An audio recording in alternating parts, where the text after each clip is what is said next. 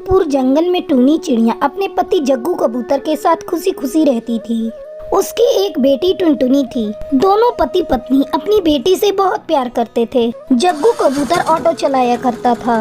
एक दिन वो सवारी लेकर जा रहा था, तभी उसके ऑटो का एक्सीडेंट हो जाता है और उसकी मौत हो जाती है। घर में अब कोई ऑटो चलाने वाला नहीं था, इसलिए टूनी चिड़िया जग्गू का ऑटो घर के सामने खड़ी कर देती है और टुनटुनी को लेकर अपने भाई रामू कौवे के घर जाती है। भैया, अब टुनटुनी के पिता नहीं रहे, हम दोनों का अब कोई सहारा नहीं। दाने दाने को मोहताज हो गई हूँ। तुम्हारा ख्याल आया तो तुमसे मदद मांगने चली आई। मेरी टुनटुनी अभी बहुत छोटी है, हम दोनों को अपने घर में रहने के लिए थोड़ी सी जगह दे दो। हाँ हाँ बहना, ये भी कोई कहने की बात है। इस घर पर तुम्हारा भी उतना ही हक है जितना मेरा। तुम आराम से मेरे घर में रह सकती हो। अपने भाई की ये बातें सुनकर टूनी चिड़िया खुश हो जाती है, लेकिन उसकी भाभी झुमरी कौवी को टूनी का वहाँ रहना अच्छा नहीं लगा। वो रामू कौवे को अंदर बुलाती है। अजी सुनते हो जी, जरा यहाँ तो आओ, मुझे तुमसे कुछ बात करनी है। बहना, तुम लोग यहाँ बैठो, मैं अभी आता हूँ। रामू कौवा अंदर जाता है। क्या बात है भाग्यवान, तुमने यहाँ क्यों बुलाया? मैं कहती हूँ पागल हो गए हो क्या, जो तुम अपनी बहन और भांजी को यहाँ रखने को बोल रहे हो? जीजा जी के मरने के बाद हमने इनका ठेका ले रखा है क्या? एक तो तुम्हारी कमाई कम है, ऊपर से ये दोनों भी रहने लगेंगे। कहाँ से इतना पैसा आएगा खर्चा करने को? मैं कहती हूँ अभी इन्हें यहाँ से जाने के लिए बोल दो, वरना मैं यहाँ नहीं रहूंगी, मैं अपने मायके चली जाऊंगी। धीरे बोलो भाग्यवान, बहना सुन लेगी। सुन लेगी तो सुन ले, मेरी बला से। मैं तुम्हारी बहन से डरती नहीं। अब जाओ और जाकर जल्दी से उसे यहाँ से दफा करो। दुखी मन से रामू कौवा अपनी बहन टूनी के पास आता है। बहना, मुझे माफ कर दे, तेरा भाई तुझे अपने घर में नहीं रख सकता, तू अपना कहीं और इंतजाम कर ले। भैया, तुम माफी मत मांगो, मुसीबत में तो अपना साया भी साथ छोड़ देता है। मैं यहाँ से जा रही हूँ। इतना कहकर टूनी चिड़िया अपनी बेटी टुनटुनी के साथ वापस अपने घर लौट आती है। अगले दिन टूनी काम की तलाश में जाती है। उसे मजदूरी का काम मिल जाता है। समय तेजी से गुजरने लगता है। देखते ही देखते कई महीने गुजर जाते हैं और बारिश का मौसम आ जाता है। एक दिन स्वीटी तोती अपने घोंसले की मरम्मत कर रही थी। जब वो टूनी चिड़िया को देखती है तो उससे कहती है, अरे ओ टूनी, तू अपने घोंसले की मरम्मत नहीं करेगी क्या? बारिश का मौसम आ गया है। कैसे करूं बहन, समय ही नहीं मिलता। सुबह होते ही काम पर चली जाती हूँ और शाम होने पर वापस आती हूँ। अगर एक दिन भी काम पर नहीं गई तो पूरी एक हफ्ते की मजदूरी कट जाएगी। अच्छा, तुम अपने घोंसले की मरम्मत करो, मैं चलती हूँ, मुझे काम पर जाने के लिए देरी हो रही है। इस तरह कुछ दिन और गुजर जाते हैं। एक दिन आकाश में काले बादल घिर गए और बिजली चमकने लगी। हे भगवान, रक्षा करना, मेरी बेटी घर पर अकेली है। अभी वो इतना सोच ही रही थी कि बारिश शुरू हो जाती है। जल्दी जल्दी काम खत्म करके टूनी चिड़िया घर लौटती है तो देखती है उसका घोंसला टूटकर गिर गया है और उसकी बेटी टुनटुनी पानी में भीग रही है। जैसे ही टुनटुनी अपनी माँ को देखती है, माँ, ये देखो, अपना घोंसला टूट गया, अब हम लोग कहाँ रहेंगे? हाँ टुनटुनी, वो तो मैं भी सोच रही हूँ, इतनी बारिश में कहाँ जाऊँ? अब तो किसी से मदद मांगने की हिम्मत भी नहीं है। माँ, ऐसा नहीं हो सकता कि हम अपने ऑटो रिक्शा को ही घर बना लें और उसमें रहें। ये तो तूने बहुत अच्छी बात कही टुनटुनी। अब जब तक बारिश नहीं रुकती तब तक हम लोग ऑटो में ही घर बनाकर रहेंगे। दोनों मिलकर ऑटो की सफाई करती हैं और फिर उसमें घर बनाकर रहने लगती हैं।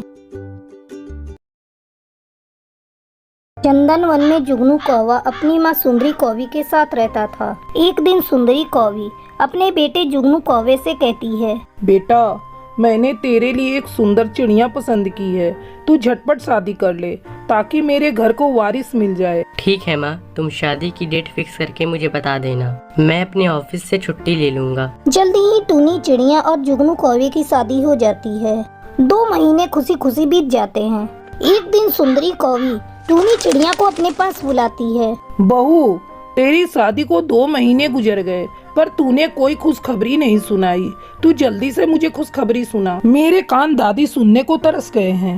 अपनी सास की ये बातें सुनकर टूनी चिड़िया शर्माकर अपने कमरे में चली जाती है। कुछ महीने और बीत जाते हैं लेकिन टूनी चिड़िया माँ नहीं बन पाती। ऐसे में एक दिन जुगनू कौवा एक तोती से शादी करके उसे घर लेकर आता है। जुगनू बेटा, ये कौन है? तू इस तरह इसे लेकर घर क्यों आया? माँ, आज से ये मेरी पत्नी है। अब यही हमें इस घर का वारिस देगी। ये तूने बहुत अच्छा किया बेटा, पर इतना तो बता, ये किस खानदान की है और इसके माँ बाप क्या करते हैं?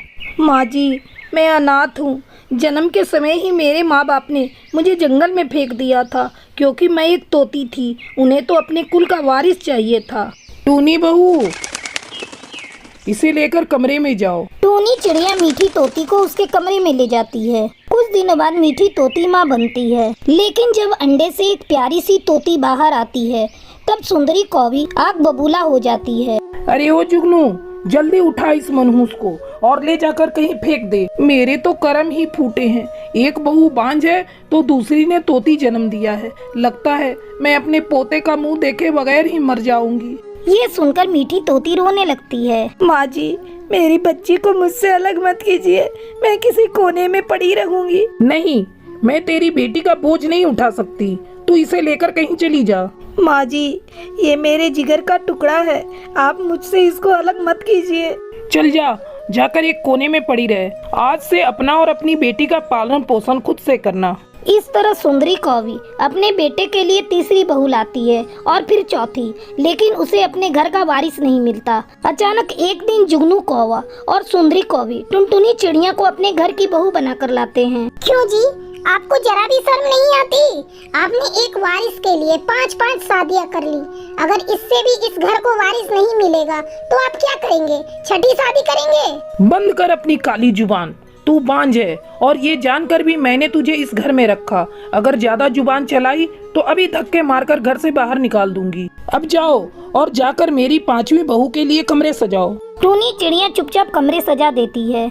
इस तरह एक महीना गुजर जाता है और एक दिन टुनटुनी चिड़िया अपने माँ बनने की खुशखबरी देती है, जिसे सुनकर सुंदरी कौवी और जुगनू कौवा खुश हो जाते हैं। एक दिन टुनटुनी चिड़िया एक प्यारा सा अंडा देती है। दोनों पति पत्नी मिलकर उस अंडे की देखभाल करने लगते हैं। कुछ दिनों बाद जैसे ही अंडे से बच्चा बाहर आता है, जुगनू कौवा खुशी से चिल्लाने लगता है। माँ, हमें इस घर का वारिस मिल गया। हमारा सपना पूरा हो गया।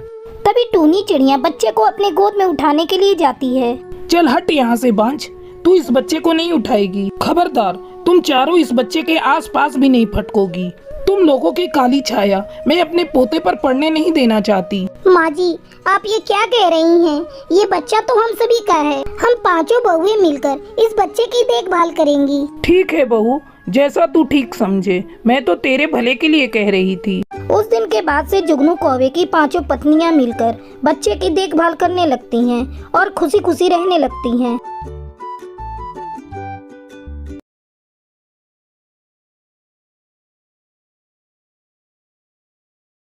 चंदनपुर के जंगल में टुनटुनी चिड़िया अपनी सौतेली माँ रिंकी चिड़िया के साथ रहती थी। टुनटुनी को नाचने का बहुत शौक था। वो अपनी माँ से छिप छिप करके अपने कमरे में नाचती थी। एक दिन रिंकी चिड़िया बाजार गई थी। उस समय टुनटुनी घर में अकेली थी। उसने सोचा कि उसकी माँ अब थोड़ी देर बाद आएगी, वो थोड़ा डांस कर ले। ऐसा सोचकर वो डांस करने लगती है। टुनटुनी को डांस करते करते काफी समय हो जाता है। इसी बीच उसकी माँ आ जाती है और टुनटुनी को डांस करते देख लेती है। अरे टुनटुनी, तू तो बहुत अच्छा डांस करती है। मैं कल ही किसी क्लब में जाकर तेरी नौकरी की बात करती हूँ। मैंने सुना है क्लब में डांस करने वाली चिड़िया को बहुत पैसे मिलते हैं। अब तू डांस करके पैसे कमाकर घर में लाएगी। अपनी सौतेली माँ की ये बातें सुनकर टुनटुनी चौंक जाती है। माँ, तुम ये क्या बोल रही हो?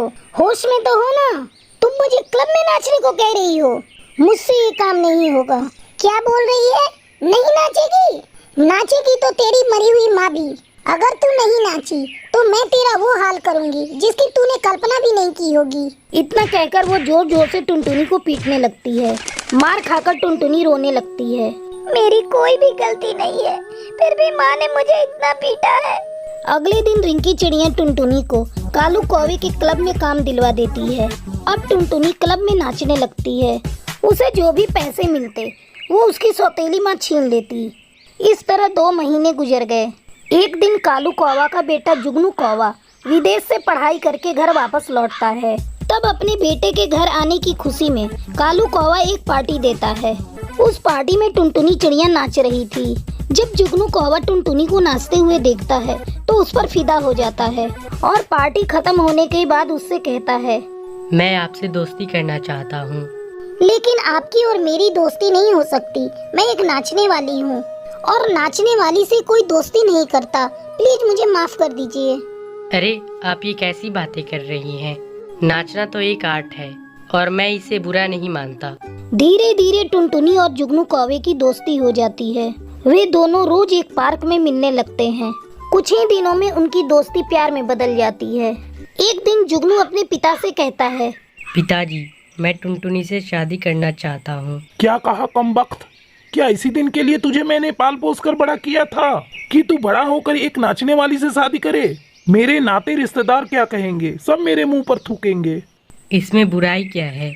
टुनटुनी एक अच्छी और संस्कारी चिड़िया है। अरे बेटा, तू जिसे संस्कारी चिड़िया कह रहा है वो एक नाचने वाली है। पहली बार तेरे मुंह से सुन रहा हूँ कि एक नाचने वाली भी संस्कारी होती है। मैं आखिरी बार तुझसे कह देता हूँ, अगर तूने टुनटुनी से शादी की तो मेरा मरा मुंह देखेगा। अपने पिता का ये रूप देखकर जुगनू कौवा चुप हो जाता है और अपने कमरे में चला जाता है। समय तेजी से गुजरने लगता है। एक दिन कालू कौवा अपने क्लब में बैठा कामकाज देख रहा था। तभी उसे हार्ट अटैक आ जाता है। उस समय टुनटुनी वहीं नाचने के लिए तैयार खड़ी थी। जब वो कालू कौवे की ऐसी हालत देखती है तो वो तुरंत डॉक्टर कामना को फोन करती है। डॉक्टर, आप जल्दी से जुगनू क्लब आ जाइए। इस क्लब के ऑनर को हार्ट अटैक आ गया है।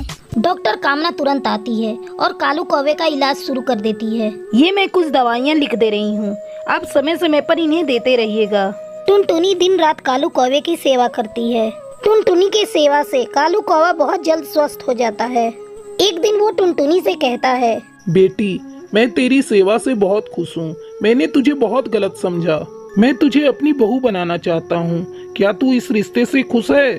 टुनटुनी हाँ में सिर हिला देती है। जल्दी टुनटुनी और जुगनू कौवे की शादी हो जाती है।